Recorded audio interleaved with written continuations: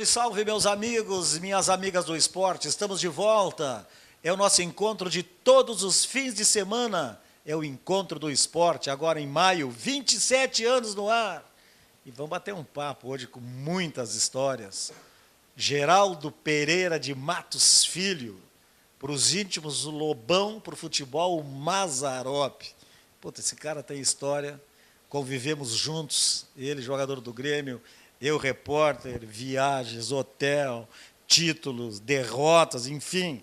A gente viveu um tempo, não do futebol romântico, mas no tempo que o jogador e o repórter podiam conversar, podiam sentar, não tinha entrevista coletiva, tudo era permitido e aí as amizades, né, acabavam acontecendo. Isso e muito mais. Roda a vinheta, entra o intervalo e voltamos em seguida.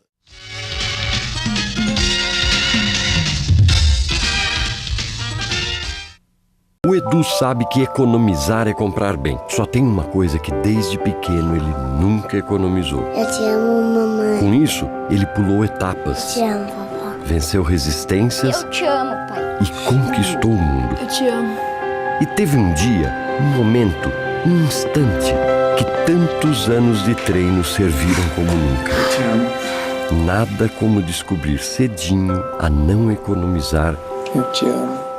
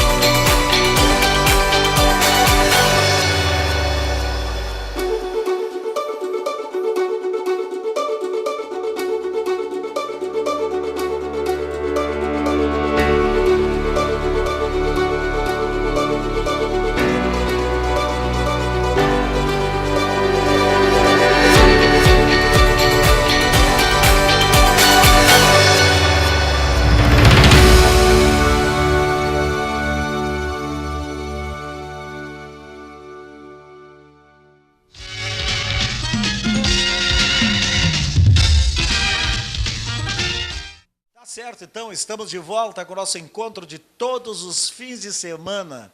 É o encontro do esporte. Só está iniciando.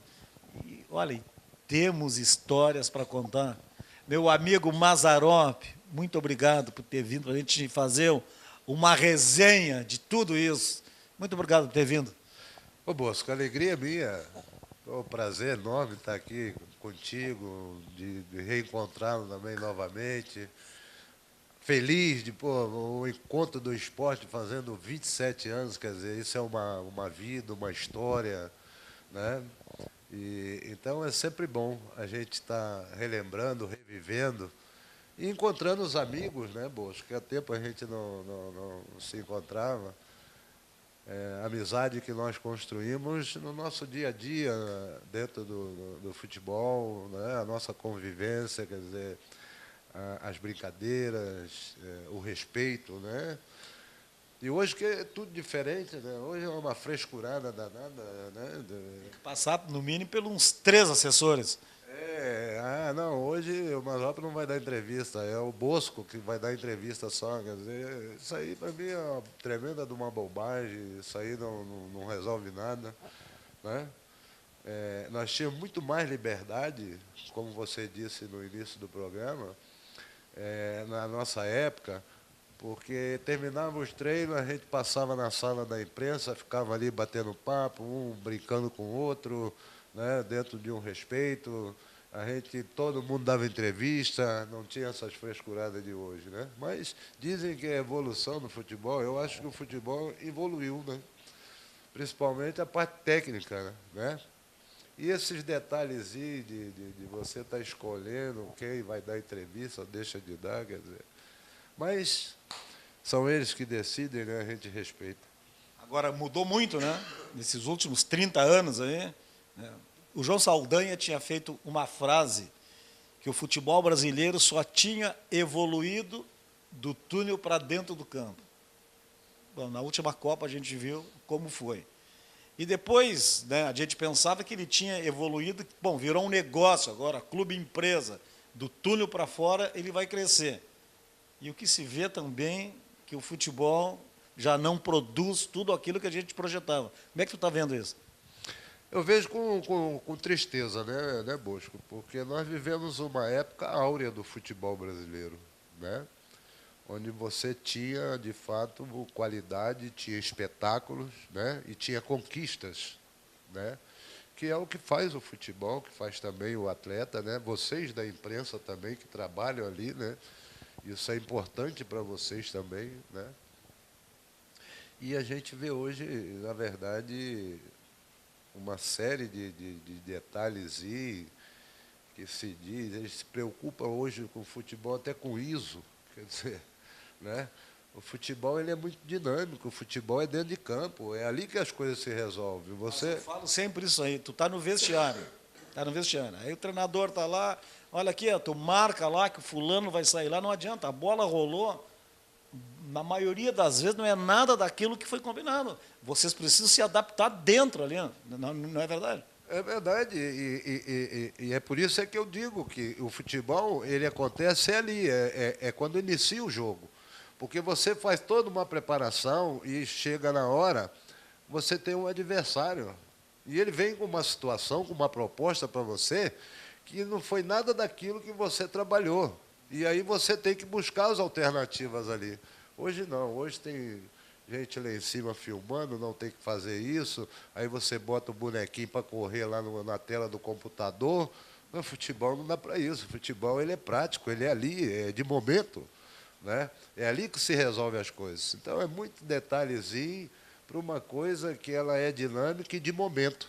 Sabe que hoje a gente vê assim, treino fechado para enfrentar o Guarani de Bagé. Pô, treino fechado para jogar com o Veranópolis. Eu lembro só uma vez, e não foi treino fechado, foi naquela reta da Libertadores, que o Tita, tu vai lembrar disso, o Tita, que veio do Flamengo para o Grêmio, ele tinha um equipamento que nem esse que está nos filmando.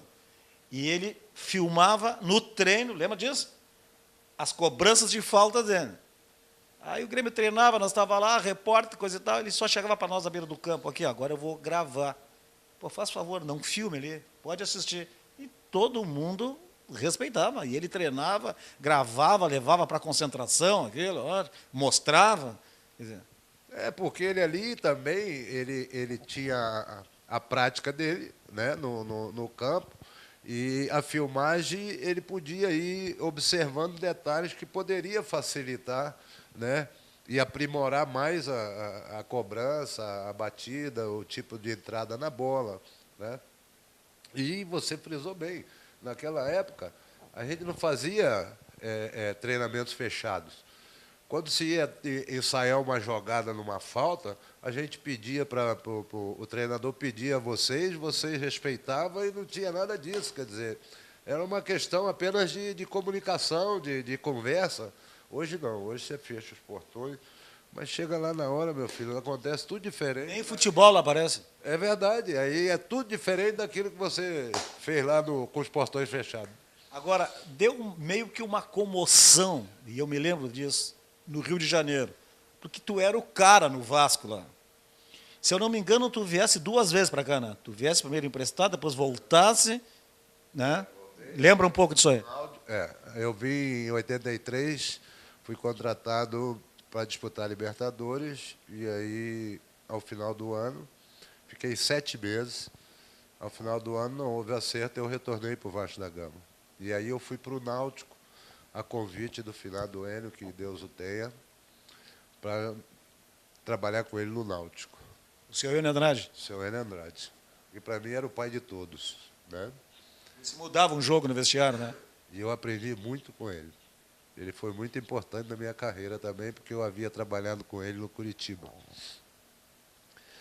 E aí eu fui para o Náutico.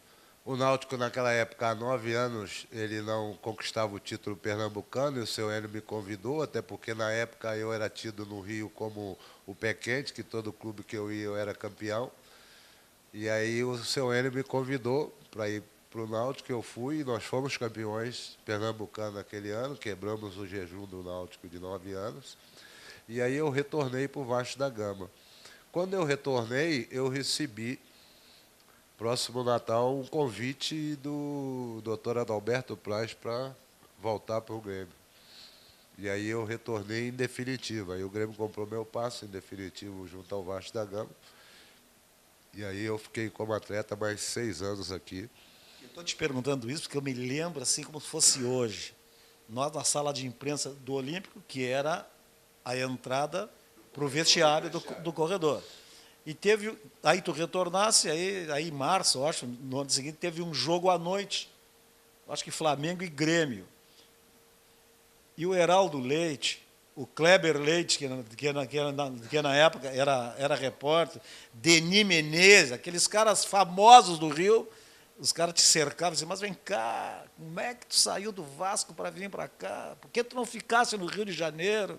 Porra, e nós assistindo aquilo, via a tua importância lá. Como é que o Vasco aceitou essa negociação? O presidente na época era o Antônio Calçada?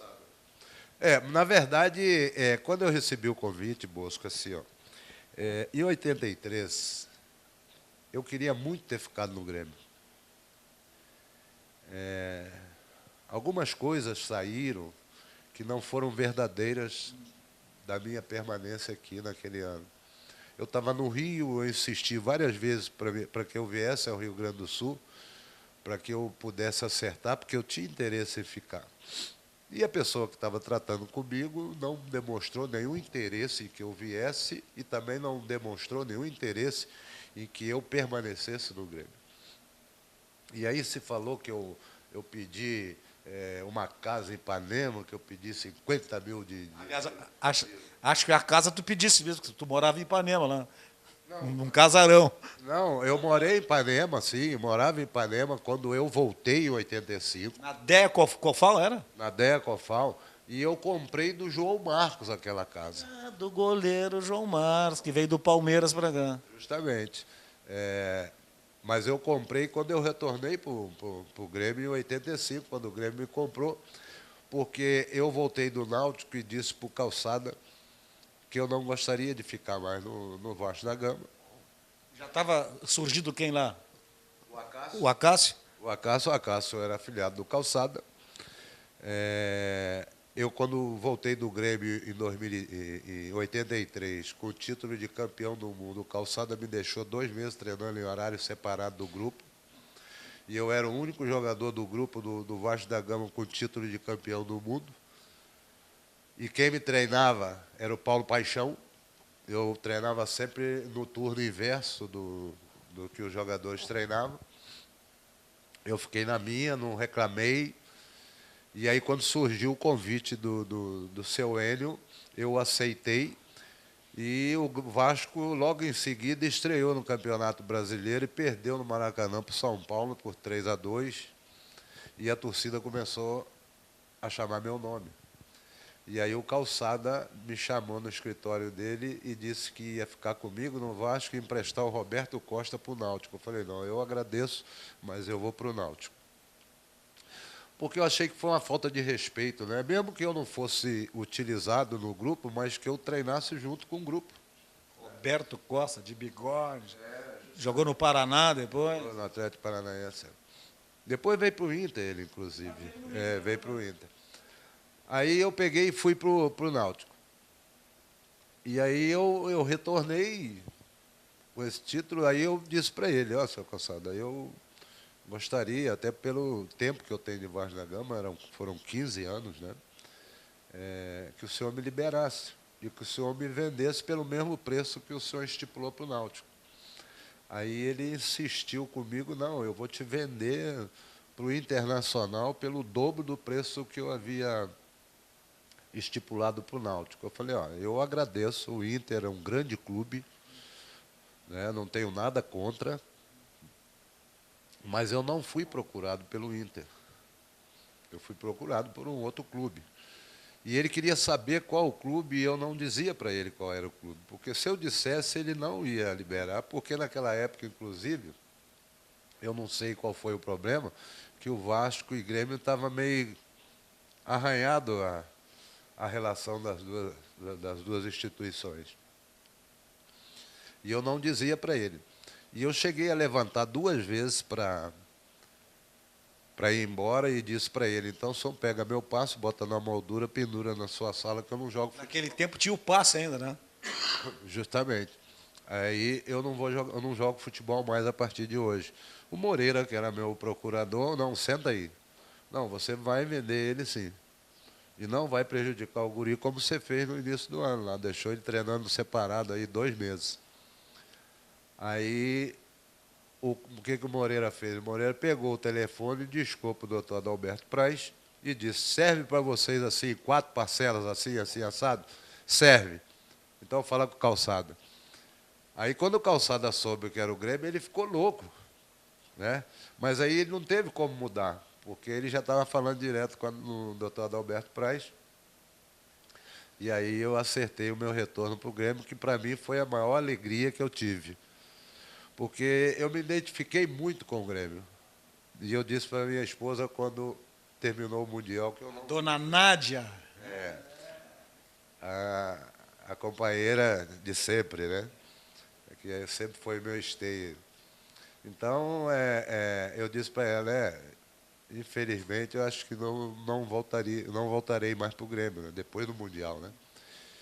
Mas eu tive essa alegria 1 ano depois, porque o Grêmio foi me buscar de volta, me trouxe em definitivo.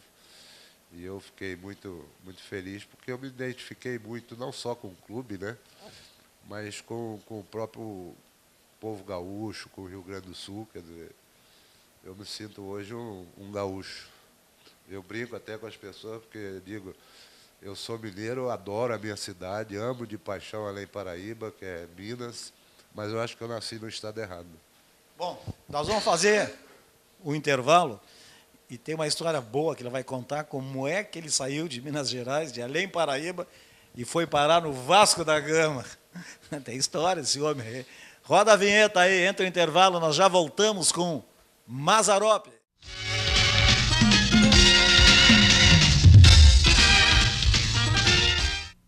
O Edu sabe que economizar é comprar bem. Só tem uma coisa que desde pequeno ele nunca economizou. Eu te amo, mamãe. Com isso, ele pulou etapas, Eu te amo, vovó. venceu resistências Eu te amo, pai. e conquistou o mundo. Eu te amo. E teve um dia, um momento, um instante, que tantos anos de treino serviram como nunca. Eu te amo. Nada como descobrir cedinho a não economizar. Eu te amo.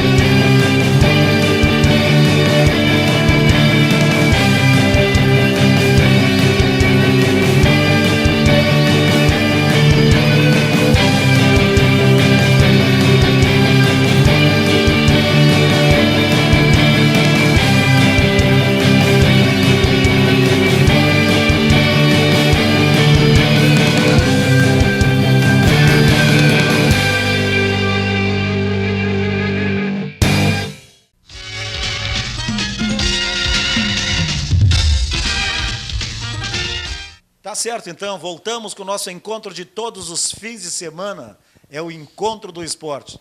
Antes do intervalo eu disse que tem muitas histórias aí, e o Mazzaropi vai falar agora como é que ele saiu de Além Paraíba, em Minas, e foi parar no Vasco da Gama. E aí que ele ganhou, parece que o apelido de Mazzaropi. Como é que foi essa história aí? É verdade, Bosco, que a minha cidade é divisa com o Rio de Janeiro, ela faz divisa com o Rio de Janeiro, é próximo, né? Mas eu sempre fui um guri muito tímido e muito apegado à família, principalmente à minha mãe, eu era muito apegado à minha mãe. E eu estava de férias do Senai, que era uma escola profissionalizante para filho de ferroviário, meu pai é ferroviário. E aí, um final de ano, eu estava de férias estava entrando de férias no Senai, o treinador do Juvenil do Vasco era de Além Paraíba também, conhecia meu pai por também ser ferroviário, aposentado.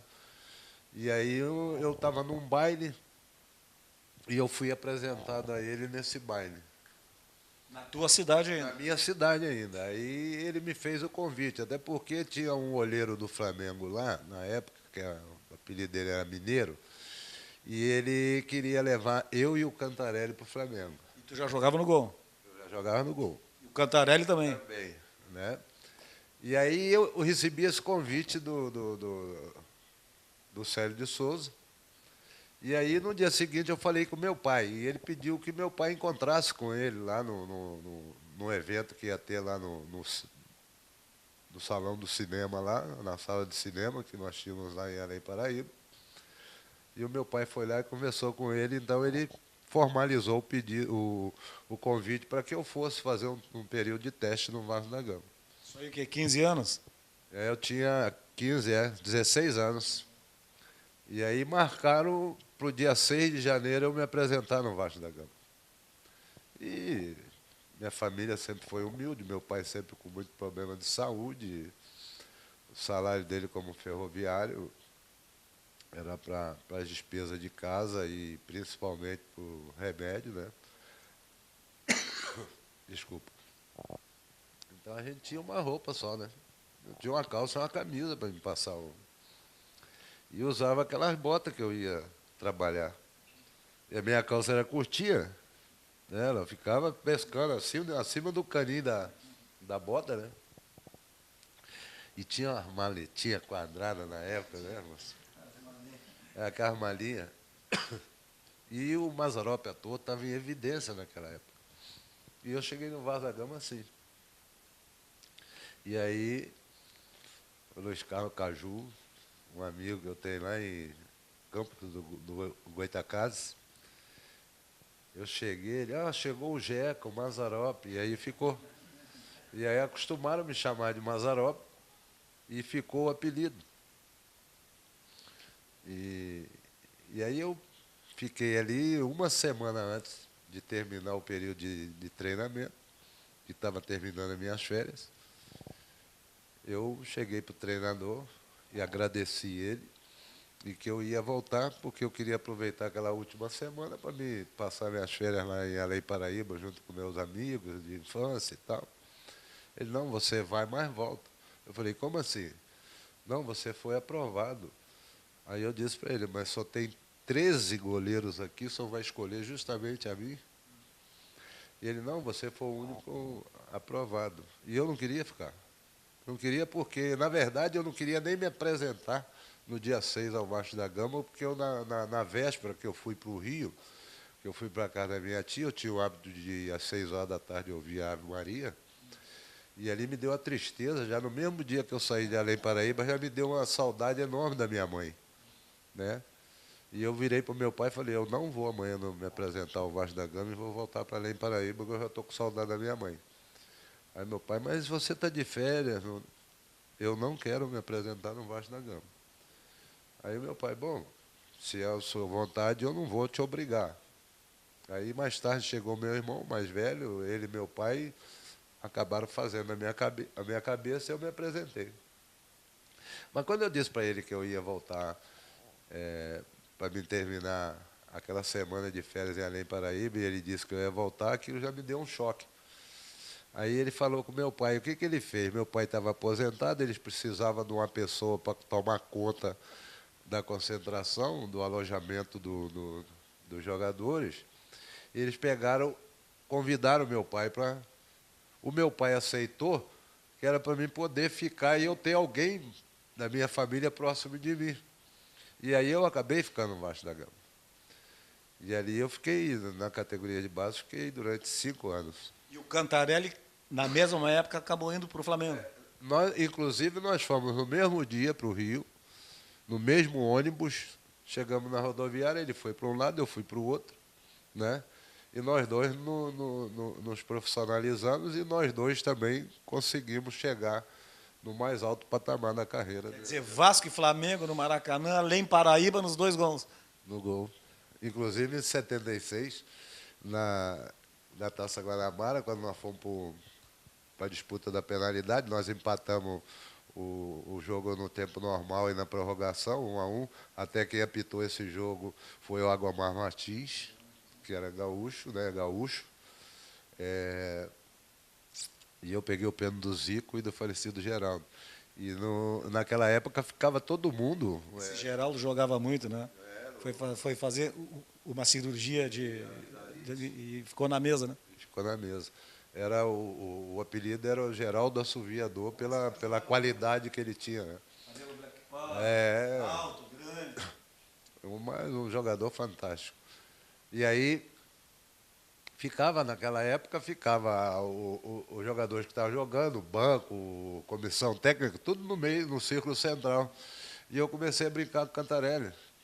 E aí eu peguei no queixo dele e sacudi, eu vou ganhar de ti. E ele era gago. É gago, né? E aí ele ficou louco, aí ficou nós dois correndo no círculo central do Maracanã. E pegava muito também, né? Pegava muito.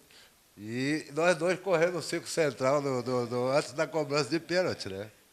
E aí nós tivemos mais felicidade do que ele, porque eu peguei o pênalti do Zico e do falecido Geraldo. E nós fomos campeões da Taça Guanabara. E aí, dali para frente, eu comecei a minha história dentro do futebol. Quem é que subiu contigo para o time principal e que venceu também como jogador profissional? Roberto Dinamite, né? O time do Flamengo, Zico, Júnior, Rondinelli, Jaime, que até hoje é... Vocês todos jogavam juvenil, que era na época juvenil, né? No Vasco subiu eu, Roberto Dinamite, Gaúcho, Pastoril, né? Neném. Então, Marcelo, que também era de Além Paraíba, foi junto conosco também para o Rio, um zagueiro central. Então, ali começou toda a minha história, né? Qual foi o melhor Vasco que tu jogasse? Lembra da escalação? Era Mazzaropi, Orlando, Abel, Geraldo e Marco Antônio. Orlando Lelé, né? Orlando Lelé. Abel, Geraldo e Marco Antônio. O Abelão chegava junto também, não? O Abelão era pauleira. Quarto zagueiro quem era? Geraldo, inclusive jogou no Inter também. O Geraldão veio para cá depois, né? E na lateral? Lateral esquerdo é o Marco Antônio. Que foi reserva. Do Everaldo em 70. Aliás, saiu como titular para o México. O Everaldo ganhou lá. Né? A titularidade. O meio de campo era Zé Mário, Zanata e Dirceu. Zé Mário, Zanata, quem não conheceu, e o Dirceuzinho Borboleta. Esse jogava, aquela perna esquerda dele boa. Que foi do Curitiba para lá? Ele estava no Fluminense, aí o Vasco fez uma permuta com o Fluminense, cedeu o Luiz Carlos, trouxe o Dirceu. E o Abel. Não foi aquele troca-troca? Né? Desculpa, seu Zagallo, bota. Né? Fizeram até uma música, né? Fizeram. E aí, o ataque era o Ilcinho, o Roberto e Ramon. Esse foi o melhor Vasco da Gama que eu... O Ramon, que foi centroavante do Inter também, e que jogou do Santa Cruz de Recife. Esse também jogava muito, né? Jogava. Era um time fantástico. Esse time aí, nós tivemos... O técnico era Mário Travalini? Não. O técnico era o Titio Orlando Fantoni. Titio Orlando Fantoni. Titio treinou o Grêmio aqui. Titio era um barato. Era uma figura. Aquilo ali era gente muito boa. Trabalhou 2 vezes no Vasco da Gama, né? O Tarcísio que conta aqui, eu não sei se tu estava nesse, teve um Grenal, que o Titio, no intervalo, ele largou, pegou o avião e foi embora, né? Não, faltava 10 minutos para acabar o jogo, ele, eu tenho que pegar o avião, largou, e o Grêmio estava ganhando 2-0, se não me engano. E aí o Inter fez um gol, o Grêmio ganhou 2-1. Quando ele... Na segunda-feira já deu um xixi em vocês ainda. Não, eu não estava aqui, eu estava no Vadaé, eu fiquei sabendo da história aqui. Né? Aí chegou na segunda-feira, ele voltou, eu não posso sair, eu saí, vocês tomaram um gol, né? Era assim. Titio Fantônio, mas era um timaço também. O Vasco a gente chamava ele sempre, nós sempre chamamos ele de Titio. Aí um dia ele reuniu a gente no meio de campo, a partir de hoje eu não quero que ninguém me chame de Titio aqui. E ninguém entendeu nada por quê, né? O que houve, né? O que tinha acontecido para ele tomar aquela atitude. E nós ficamos assim. E o Geraldo chegava e falava assim, ô seu técnico. Aí ele virava para a gente, eu não sei o que está vendo com esse garoto, eu não sei por que ele não me chama de titio. Eu falei, mas o senhor acabou de falar para nós que não queria que ninguém chamasse o mais de titio, mas eu não falei isso, vocês entenderam mal. Quer dizer, o titio era assim, era essa figura fantástica que era. E o Roberto Dinamite, cara, é um cara que fez o sucesso que fez. O sonho dele era ser o presidente do Vasco, foi. Aí a figura do ídolo ficou arranhada, como o Falcão, por exemplo, o ídolo do Internacional, veio treinar 2 vezes, não deu certo. Eu acho que vivo é o Zico. O Flamengo eu não treino, pode treinar os outros todos.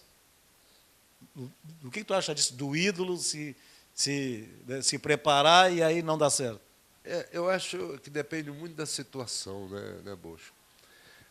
O Roberto se propôs a presidir o Vasco numa época, numa era que tinha uma pessoa, e que está lá hoje, que era bem complicado, que é o Eurico Miranda. Né?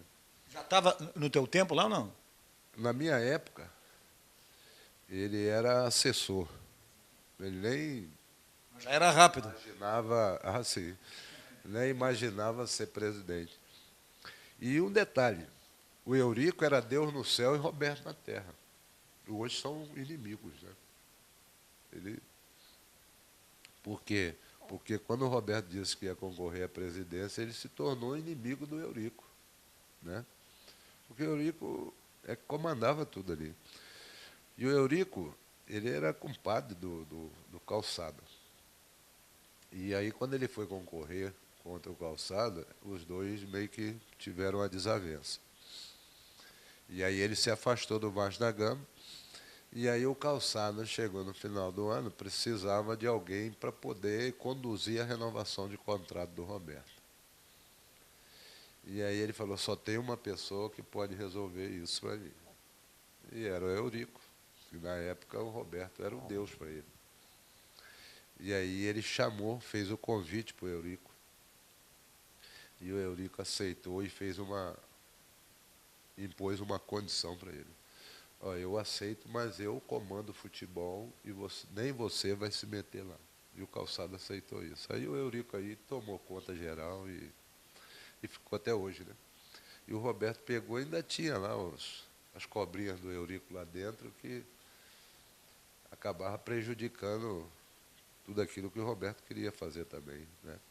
Como é que era assim, o Roberto ídolo, o Zico ídolo, puxa, né, só craque, assim, como é que era o convívio? Muito legal, cara. São 2 pessoas fantásticas, assim, maravilhosas, como é o próprio Renato. Né? As pessoas, não, o Renato é isso, não, o Renato não é nada disso, cara. O Renato é uma figura humana maravilhosa, um cara fantástico, um amigo, parceiro. São pessoas que são idolatrados, que chegaram a um status que eles alcançaram, mas eles nunca usaram isso dentro do grupo. Né? O Renato puxava a fila no treinamento, você sabe disso. Né? O Roberto e o Zico é a mesma coisa. Quando chegava às 8, né? Não, mas ele Às vezes ele ia direto e puxava igual. um cara que chegava lá e decidia, né? E o Zico e o Roberto são duas pessoas assim. Eu, por exemplo, nós ficávamos, após os treinamentos, eu e o Roberto Dinamite, nós ficávamos 1h30, 2 horas treinando pênalti e falta. E o Roberto metia que nem o Zico de falta, né? Para mim ele era mais perfeito do que o Zico, porque a bola do Roberto era uma bola rápida, e ela caía. Era muito mais difícil, né? Aí as pessoas, como é que você começou, como é que você pega tanto pênalti? Eu pego porque eu treinava, e eu treinava todo dia com o Roberto. Ele chegava para mim, Lobão, eu já sabia o que era. Né? Que a gente, depois do treino, ia ficar lá treinando pênalti e falta. E ali eu fui buscando, encontrando alternativas que me favorecessem também nas faltas e nos pênaltis. Se o goleiro ficasse parado assim, em todos os pênaltis, ele não seguraria 50% dos pênaltis, não? O pênalti ele tem segredo, Bosco, mas é preciso que você treine. A mesma coisa é falta. Você precisa repetir o movimento para você pegar o ponto certo, a batida, né, o tempo certo da passada. Né? Mas você precisa treinar aquilo todo dia. Hoje se treina muito pouco falta. Antigamente, não. O Zico, por exemplo, saía de Quintino para ir para a Gávea, sozinho, ia lá, pendurava uma camisa na goleira e ficava lá treinando sozinho lá. Mas ele mesmo se interessava. Por isso eles eram craques. Eram jogadores diferenciados, porque você não precisava pedir nem mandar. Eles mesmo tomavam iniciativa. Né? E conviviam com a gente sem usar a qualidade e a condição deles de ídolo, de mito, né? de craques. Né? Eu e o Roberto, nós chegamos no mesmo dia no Vaz da Gama para fazer teste. Quer dizer, jogamos 15 anos juntos. Nós vamos fazer mais um intervalo e nesse último bloco agora nós vamos falar um pouco de Libertadores de 83, Mundial de 83, e aí vamos embora, que aí tem histórias também, muitas histórias, inclusive um pênalti que ele defendeu num jogo à tarde no Estádio Olímpico, que eu acho que esse jogo foi que deu o título da Libertadores para o Grêmio e não foi os 2 jogos contra o Peñarol. Porque se tu não defende o pênalti, não teria os jogos com o Peñarol. Roda a vinheta que nós já voltamos.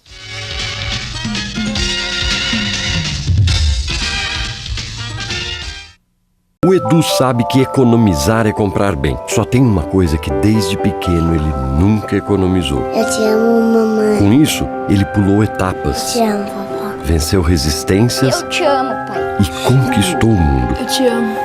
E teve um dia, um momento, um instante, que tantos anos de treino serviram como nunca. Eu te amo. Nada como descobrir cedinho a não economizar.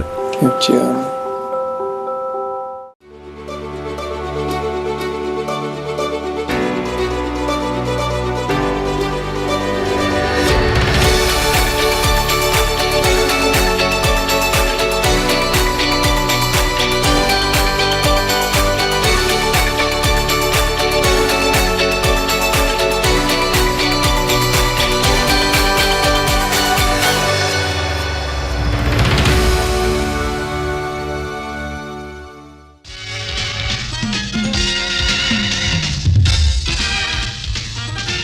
Vamos embora então para o último bloco do nosso encontro de todos os fins de semana. É o encontro do esporte, relembrando grandes passagens, histórias com Geraldo Pereira de Matos Filho, o grande Mazzaropi. Vamos falar um pouco agora, cara, de 83, cara, que foi o ano mágico. Tu chegou aqui, aí Valdir Espinosa, Renato, De Leon, e todos sabem o final dessa história, mas não sabem os bastidores dessa história. Vamos falar um pouco. Bosco, foi um ano áureo, né? Do Grêmio nosso, né? Eu cheguei, a Libertadores tinha iniciado, o Grêmio não tinha nem a certeza da minha inscrição na Libertadores, mas eu fui contratado mesmo assim, até por uma convicção do presidente Fábio Koff, que para mim eu reputo um dos maiores dirigentes que eu trabalhei na minha vida, o maior dirigente que eu trabalhei na minha vida no futebol, comandado por um cara que tem um filho que poucas pessoas percebem isso nele, que era o Valdir Espinosa. Era não, é o Valdir Espinosa, né? E eu chego e encontro um grupo de qualidade e um grupo bem fechado, um grupo focado, um grupo de amigos, uma família de fato, que tinha um único objetivo naquele momento, de que era alcançar o objetivo que o clube tinha de chegar a conquistar a Libertadores. E isso facilitou até a minha chegada também, né? Você encontrar um grupo que tem harmonia, que tem entendimento, que tem amizade, né? E eu digo sempre de que você só consegue chegar aos seus objetivos quando você consegue formar uma equipe. A equipe é aquela que eu tenho a consciência da minha importância, que é a mesma importância que você tem, que é a mesma que ele tem, que é a mesma que o outro tem. Quando você consegue, num grupo, fazer com que todos pensem dessa forma, você se torna mais forte. E o Grêmio era assim. Que tinha os mais velhos, assim, mais experientes, mas tinha uma gurizada, Paulo Roberto, Paulo César, Renato, Bonamigo, o China era um guri, eu acho ainda. O China era um guri. Eu sempre questiono, se você voltar no tempo, você se lembra qual foi o time do Grêmio que terminou o jogo contra o Hamburgo? Eu acho que era o Tarcísio, Caio na frente. Era Paulo Roberto, De Leon, Baidec, Paulo César Magalhães, China, Bonamigo, Renato. Desse time, Renato, Tarcísio e Caio. Desse time, 6 eram da base. Tinham 19, 20 anos, que era Paulo Roberto, Baidec, Paulo César Magalhães, China, Bonamigo e Renato. Fora os que tinha no banco, Beto, Silmar, Nilmar, né? Vários outros. Então, era um grupo que tinha uma mescla no equilíbrio. E todos eles sabiam que eu tinha a mesma importância que o Bosco tinha a mesma importância que o Renato tinha a mesma importância que o Paulo César. E aí nós nos tornamos fortes. Cara, naquele tempo, o Renato já era esse Renato que está aí, de alto astral, sempre de bem, ajudava os irmãos, a família toda, né, coisa e tal.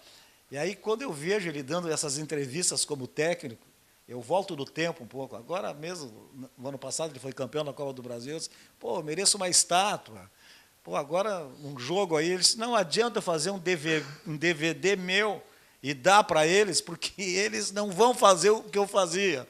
Pô, aí teve um jogo que ele ganhou, aí o repórter para ele lá, o fulano lá, o teu zagueiro, fez uma jogada de Renato pela ponta direita. Ele, não, menos. Jogada de Renato, não. Ele continua o mesmo cara. Mas ele é isso aí. Né? O Renato é isso aí. Né? Mas amadureceu bastante, né, Bosco? Ele era um guri de 21 anos, né? Na época, um guri com 20 anos, no auge da carreira, era tido como o maior mito. Né? E é, sem dúvida, o maior jogador da história do Grêmio. Né? E a gente também respeitava isso, né? É que tinha esse respeito, né, Bosco? Isso é que é legal. E aí nós fomos buscar, de fato, o objetivo que o clube tinha. Não era o nosso objetivo. É claro que para nós íamos ser atingidos até diretamente, não digo indiretamente, até diretamente com a conquista. Mas era o objetivo que o clube tinha. É diferente hoje também. Hoje você não está preocupado com o clube, você está preocupado contigo, com o seu. Né? Naquela época, não. Naquela época, o clube estava sempre acima de todo e qualquer interesse nosso. Né? E aí nós tivemos a felicidade de conquistar a Libertadores. Quando eu conto, e nós batemos um papo com o Valdir, eu disse para ele, ô Valdir, esquema o seguinte, para entrar na sala do seu Verardi, tinha que pedir licença. Tinha que pedir licença. De bermuda, não entrava na sala do Fábio Koff, que era o presidente. É verdade ou não é? Tinha que entrar ali, estava a Isabel, a Verinha, aí o seu Verardi vinha lá, não, pode passar, ou mandava. Né? Hoje não existe, né? Mas isso, né? Não, hoje não tem nada disso. É bem diferente. Naquela época era assim, e quando eu cheguei, eu recebi o máximo que era o regulamento interno, né, do clube, as normas. Nós não podíamos andar de moto, se pega é multado. Quer dizer, comprar moto, o De Leon comprou a moto, caiu, se quebrou, aí teve que vender a moto, né?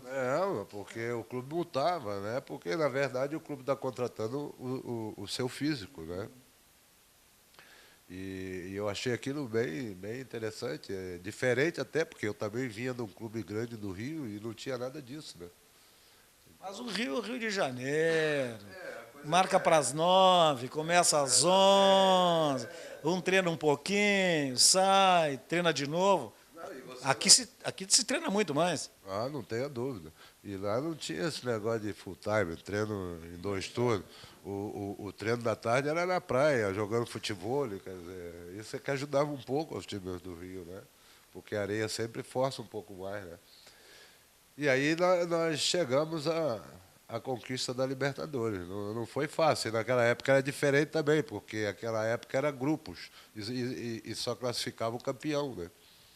E tem esse jogo contra o América de Cali, que era um jogo que o Grêmio precisava ganhar, né?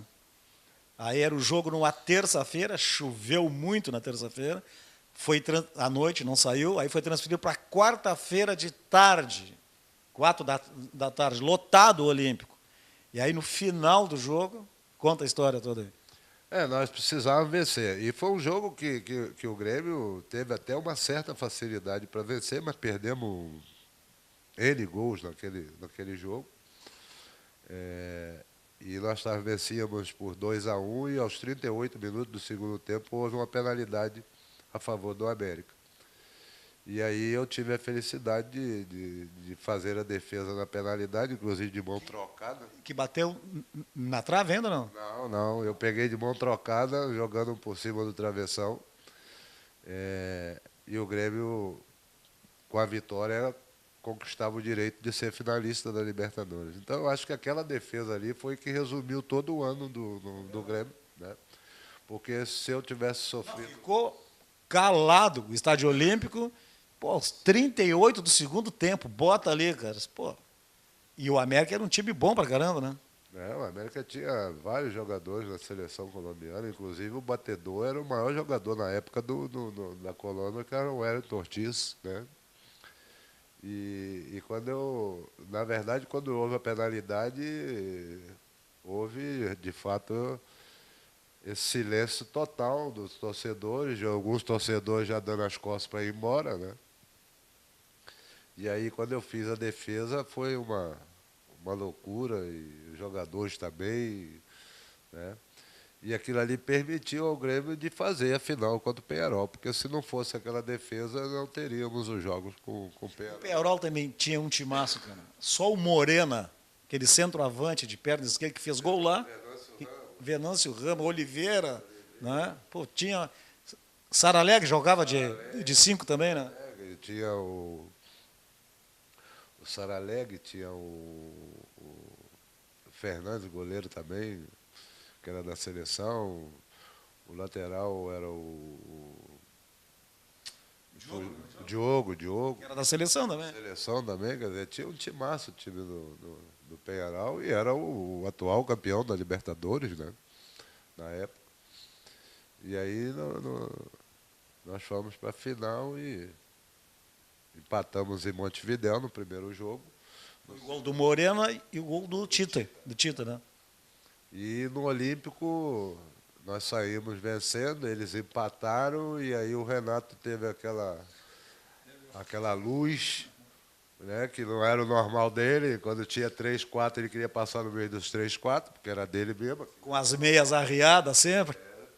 E aí ele teve aquela luz dele levantar e Ele diz que cruzou na cabeça do César. Ele deu um balão para dentro da área e o César apareceu, e até de uma maneira corajosa. Porque o César era um grande centroavante no América do Rio.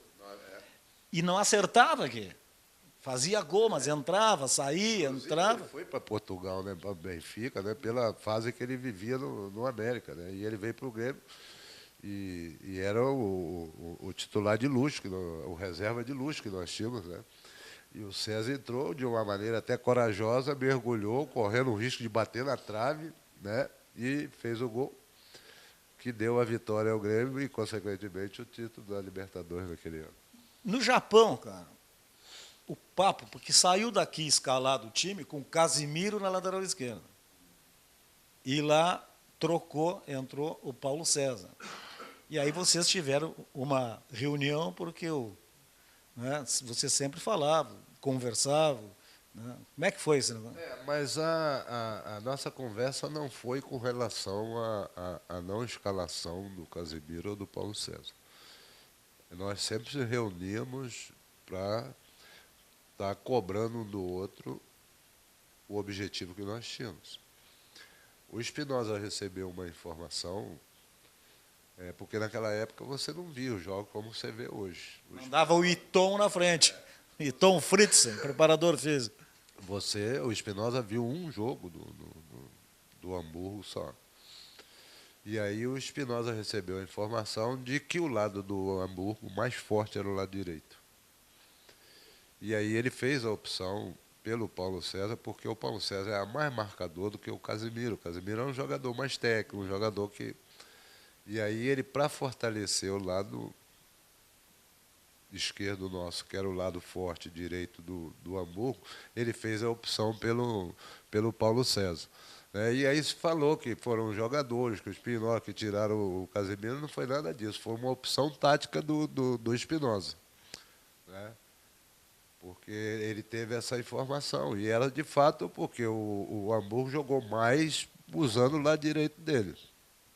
E o Paulo sempre foi um jogador de força. Né? Então essa foi a questão da escalação do Paulo César para aquele jogo. Foi nessa viagem lá que o teu reserva, o Beto, já contei essa história aqui, que ele só ouvia falar em telefone sem fio, e aí ele comprou um telefone lá, chegou aqui em Porto Alegre, botou na tomada e ligou para o Bonamigo. E aí disse, pô, Bonamigo, tu tá mascarado, Bonamigo, mas o que foi que houve? Pô, tu não atende o telefone. E o Bonamigo para ele falou, mas tu tem linha? Como linha? Não, linha? Não, eu só tenho o telefone que eu comprei no Japão, não foi isso? Mas como é que tu vai conseguir, né, cara? O Beto era a figura, cara. O Beto Borbolha, reserva do Mazzaropi no Mundial, na Libertadores, tio do Danley, largou a bola e foi criar galo de rinha, olha só. Ele agora parou, ele hoje está lá no Tupi de Criciúma, lá como preparador de goleiro. Né? Trabalhou no Sapucaense muito tempo também, né? Mas saiu vários goleiros lá, né? Danley, Beto, Tafarel passou por lá também. Também é de lá, né? De Criciúma, Nascido lá, né? É a cidade dos goleiros, né? Qual a tua altura? 1,80. Tu hoje jogaria de goleiro, não? Porque tem uns gigantes hoje. No conceito deles, não. Não, né? Não. Mas no conceito dos que se dizem entendidos, né? Da posição, né? Porque já naquele tempo... O Tafarel tem 1,81. O que eu quero dizer é o seguinte, que no conceito que tu falasse, é isso. Mas naquele tempo que vocês jogavam, a goleira já era do mesmo tamanho, o pênalti já era 9,15 m, não mudou nada, né? Só o preconceito. Só o conceito deles que goleiro tem que ter 2 metros. Acho que eles estão na quadra errada. Eles têm que ir para um basquete. Beijo, Mazzaropi. Sucesso, irmão. Parabéns. Foi um prazer falar contigo e reviver todas essas emoções que a gente viveu juntos ainda. Sem dúvida, moço. Eu acho que a alegria é minha. Eu agradeço o convite. Espero voltar outras vezes, né? Eu que participei por várias vezes do Encontro do Esporte, né? Já recebi também a homenagem do Encontro do Esporte, né? Reuniu os goleiros todos, hein? Que tinha de goleiro, hein? É verdade. Tomás Jurkevski, Serras, pô, todos eles. Gilmar dos Santos Neves. É verdade. Então, eu que fico feliz, né? Agradeço, porque foi uma alegria de poder estar aqui batendo um papo contigo, relembrando, que é sempre bom, né? Dizem que recordar é viver, né? E agradecer, né? A oportunidade por me permitir também a amizade que nós temos, né? Que foi construída no nosso dia a dia, lá no nosso trabalho, você na sua função, eu na minha. Se fosse como hoje, talvez não fosse isso, né? Talvez você não tivesse essa relação tão próxima, né? A gente ter essa liberdade de um brincar com o outro, né? Dentro de uma coisa saudável, sadia, né? Só vou contar rápido aqui, porque nós estamos encerrando. Eu gostava de fazer umas matérias diferenciadas. Aí eu, no Natal, vestia o Mazzaropi de Papai Noel. Pô, veio a Páscoa, vestia o Mazzaropi de coelhinho. Aí eu não tinha mais o que fazer. Disse, ô Mazzaropi, vamos te vestir de Mazzaropi, de mala, e vamos para a Rua da Praia dar um passeio. Aí tu pipocasse. Aí eu pipoquei. Eu pipoquei. O moço está esperando até hoje. Um dia, quem sabe, a gente faz, né? Tu jogasse com o Sabella aqui, não? Joguei com o Sabelita, assim. É.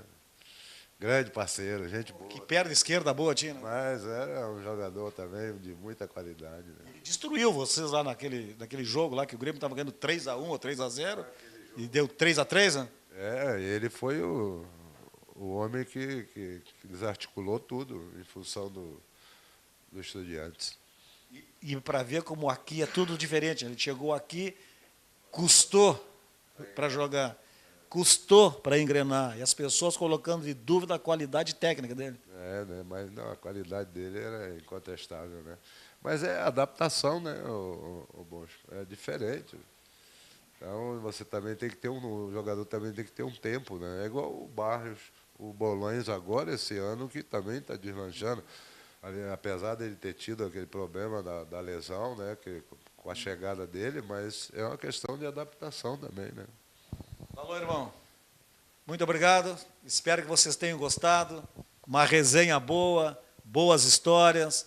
Um grande abraço a todos, muito obrigado e até o próximo fim de semana.